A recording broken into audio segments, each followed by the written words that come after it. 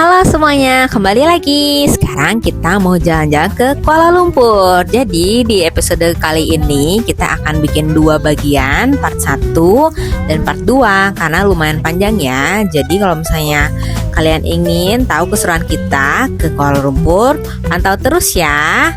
Oke, kita mulai dari Bandung ke Jakarta. Untuk cepet, biasa kita pakai KCI Wus daripada Larang. Jadi kalau misalnya kita bawa anak kecil, memang biasanya aku pilih gerbong 6. Jadi dekat eskalator, dekat juga dengan lift. Dan juga kalau misalnya di dalam gerbong 6 ini dekat dengan gerbong makan yang ada di dalam kereta. Jadi kalau misalnya anak-anak seneng banget lihat kereta, mereka udah seneng banget keretanya udah datang. Oke, sebentar lagi kita siap-siap masuk kereta ya. Perjalanan dari Bandung ke Jakarta tujuan Halim menempuh waktu kisaran 30 menit aja.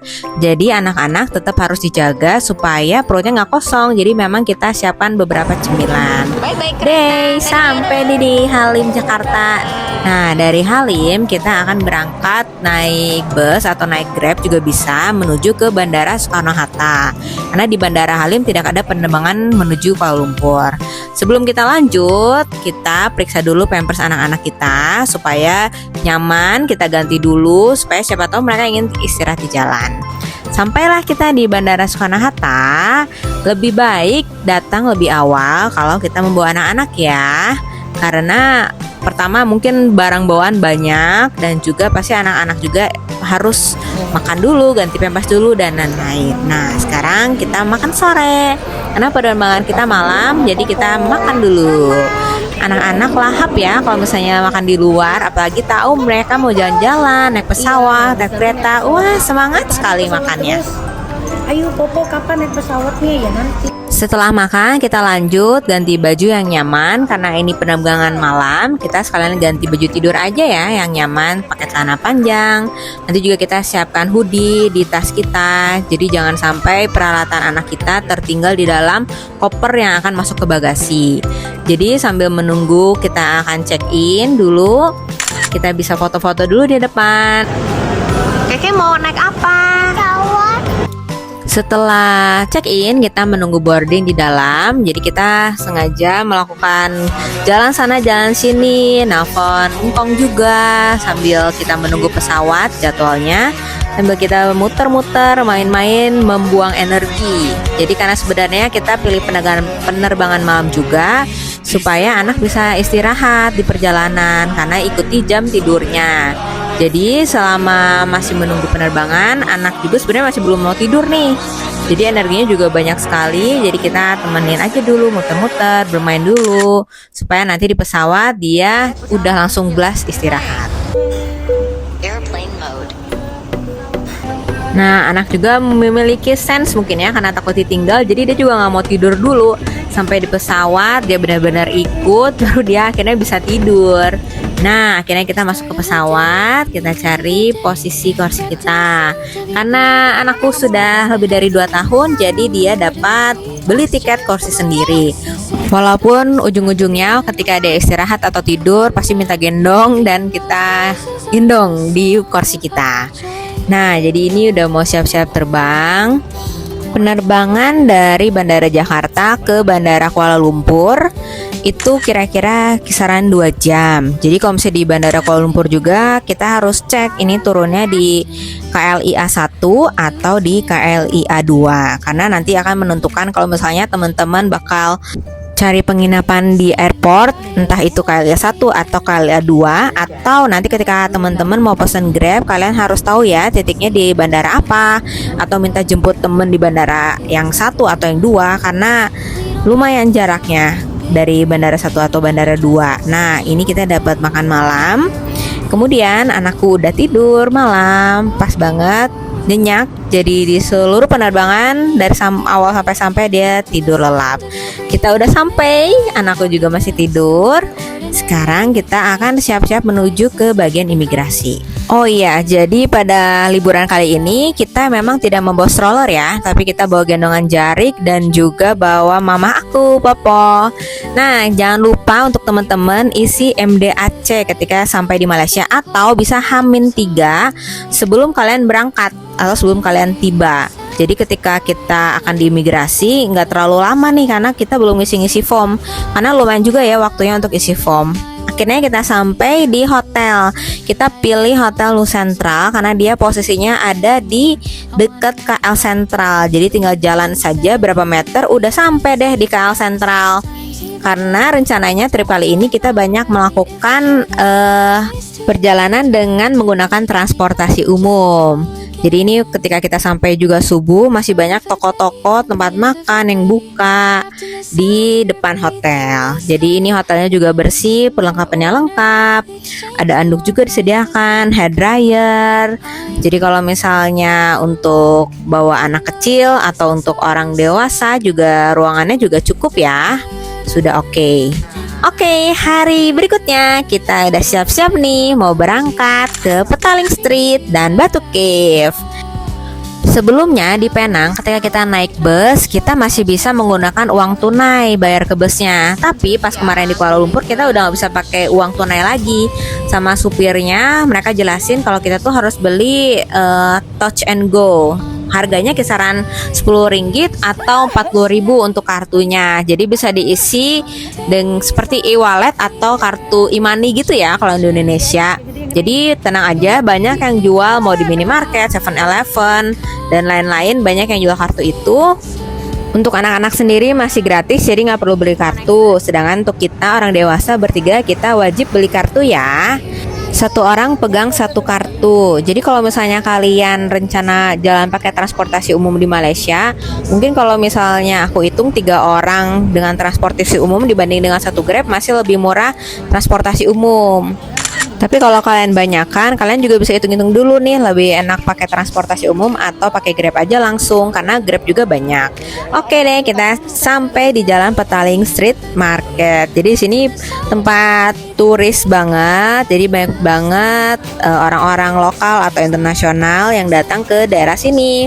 Banyak jualan makanan, jajanan, snack atau barang-barang, tas, baju, sepatu semua ada di sini dan juga kita cobain beli jus mangga.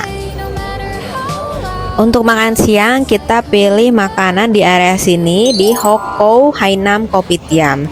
Jadi ini emang viral banget, tapi rasanya juga enak banget, cocok untuk lidah kita. Dan juga untuk anak-anak juga cocok makanannya, bukan yang pedes-pedes, tapi ada juga nasi Hainamnya dengan ayam yang oke, dengan rasanya juga cocok. Jadi ini klaim makannya lahap banget ya, sambil makan siang, sambil nonton juga, santai, kita istirahat dari panas tadi di jalan. Kemudian dari tempat makan tadi, jalan dikit aja kita udah ada di Petaling Street Art. Jadi ini tempat untuk foto-foto juga, banyak turis juga yang mampir ke daerah sini. Selanjutnya sebelum tambah siang kita akan mencari stasiun terdekat untuk kita menuju Batu Cave. Rencananya kita menggunakan MRT gitu ya ke arah Batu Cave-nya. Kita lihat rute aja dari Google Map kita. Karena memang daerah wisata, ramai banget orang-orangnya. Kalau misalnya kalian punya anak kecil yang masih suka lari-lari, amannya digendong aja ya bun. Jadi kalau misalnya kalian gak bawa stroller dan anaknya aktif, lebih amannya ketika jalan umum tetap digendong. Ketika kita merasa jalanan atau lingkungannya sudah aman, kita baru boleh melepas anak kita ya. Tapi tetap harus dipantau dengan orang tua ya. Nah, kita lanjut mencari stasiun terdekat. Jadi di sini banyak bus, banyak transportasi umum di atas di jalanan di mana anak-anak juga seneng banget liatnya. Pengen naik bus, pengen naik kereta yang di atas, kereta yang di sini situ. Nah, kita gendong aja anaknya, nggak usah pegel-pegel dulu karena ini memang daerah yang umum lah ya, banyak kendaraan lewat.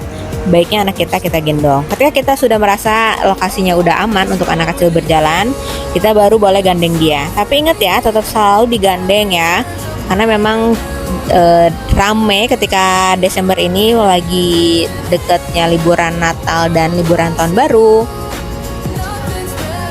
Sambil berjalan kita bisa lihat suasana di arah stasiun atau di arah terminal di Kuala Lumpur. Jadi tempatnya juga rame dan sudah teratur ya stasiun-stasiunnya. Banyak stasiun yang dihubungkan, stasiun MRT, stasiun LRT atau stasiun bus. Jadi memang sudah dikoordinasi stasiunnya supaya bisa dilewati oleh pejalan kaki. Nah, untuk teman-teman harus diperhatikan juga waktu tunggu ketika kita menunggu alat transportasi itu.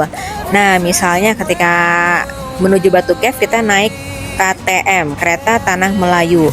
Jadi walaupun dari daerah sini ke Batu Cave cuma setengah jam, tapi kita harus nunggu keretanya itu kisaran 1 jam karena kita terlewat jadwalnya. Jadi kita santai aja sambil kita nunggu di stasiun, sambil kita nidurin anak kita dulu aja deh, supaya nanti ketika sampai di Batu Cave anak kita udah seger, bisa lari sana lari sini. Jadi sekarang kita nidurin bobo siang dulu deh, jangan sampai sakit ya, tetap harus istirahat, makan kenyang ketika kita bawa anak kecil.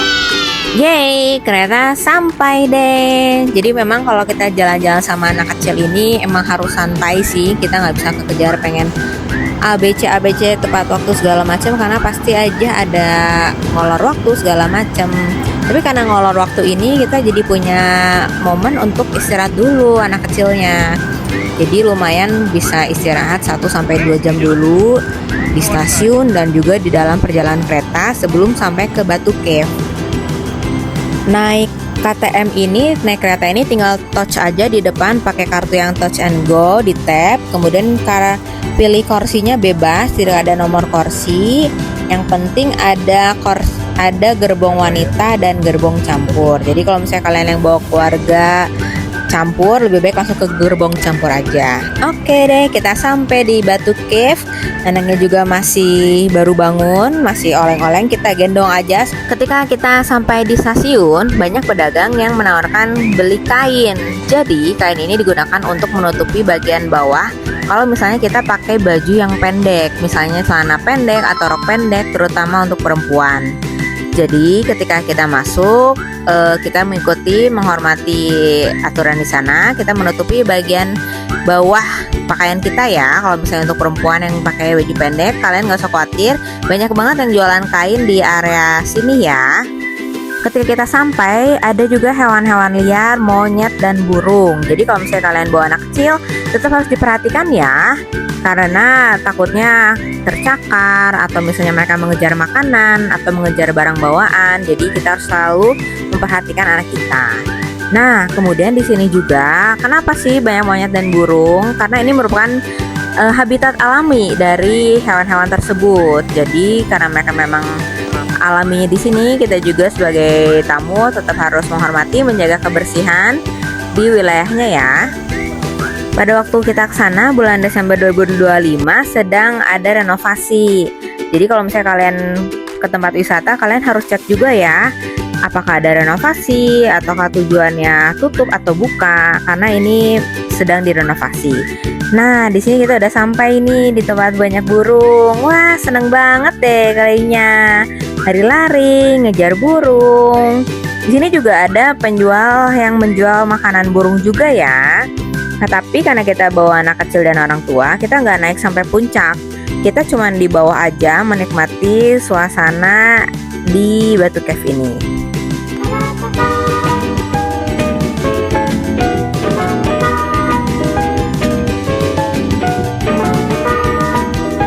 Ketika kita sampai, ada juga anak kecil yang sedang memberi makan burung.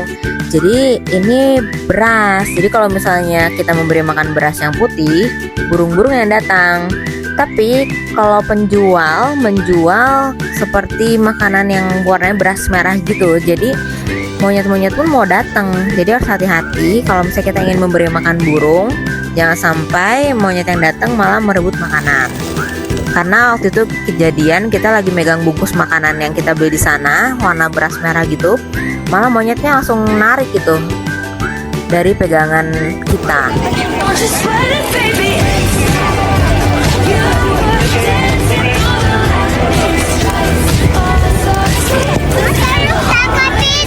Nggak bisa, mama nggak bisa tangkap. Biarin terbang, nggak apa-apa. Ya, nggak apa-apa. Nah, kita beli makanan ini, warnanya kayak beras merah gitu, kisaran 5 ringgit. Jadi ada juga penjual-penjualnya.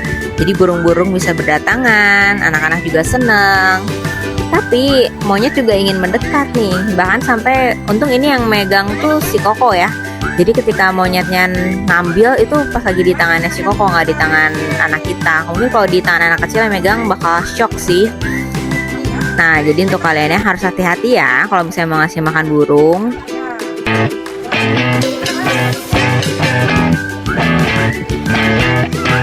You're insecure, don't know what for. You turn heads when you walk through the door. Don't need makeup to cover up. Even the way that you are is enough. Nah, ini bentar lagi bakal diambil oleh monyetnya. Tapi orang dari sananya juga ada fotografernya itu, mereka perhatian juga ya kepada turis. Mereka langsung ngusir-ngusirin monyet itu juga.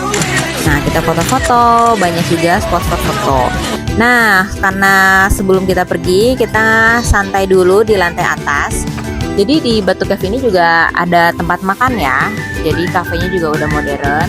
Kalau misalnya kalian bawa anak kecil, suasana di luar panas, kalian bisa ngadem dulu aja di sini. Nah, di sini kita beli es krim. Wah, sibuk banget makan es krimnya ya. Kemudian setelah kita puas makan es krim, istirahat, kita lanjut lagi balik ke arah hotel. Kemudian kita makan malam di Nasi Kandar dekat Nu Hotel KL Sentral. Kalau kalian penginapannya di daerah KL Sentral, kalian gak usah khawatir, banyak banget pilihan makanan, pilihan rasa, pilihan menu-menu banyak banget. Dan mereka bukanya sampai malam juga loh. Bahkan waktu itu sampai subuh pun mereka masih buka. Oke deh, jadi kalau misalnya kalian pilih untuk makanan anak kecil, jangan lupa kalian bilang ini untuk anak kecil ya, atau baby. Soalnya ketika kita nggak bilang, tiba-tiba yang datang nasi kandannya tuh udah full topping pedas untuk orang dewasa gitu loh. Jadi kalau misalnya kalian ada anak kecil, jangan lupa bilang yang polos aja. Karena bahkan kita pilih menu kue teo goreng aja, yang kita nggak request pedas aja, tiba-tiba datangnya udah pedas semua. Jadi kita tetap harus pesan ulang lagi untuk anak kecil. Bahkan kalau misalnya kalian nginep di Nu Hotel Sentral, kalau misalnya kalian ambil breakfastnya, kalian bakal breakfast di sini juga. Jadi kalian disiapkan voucher gitu oleh pihak hotel untuk kalian breakfast di sini. Karena waktu itu aku lihat di kasir kerjasama juga dengan Nu Hotel KL Sentral. Nah, jadi ketika sore banyak banget orang yang datang untuk makan malam ya. Suasananya seperti ini di sana.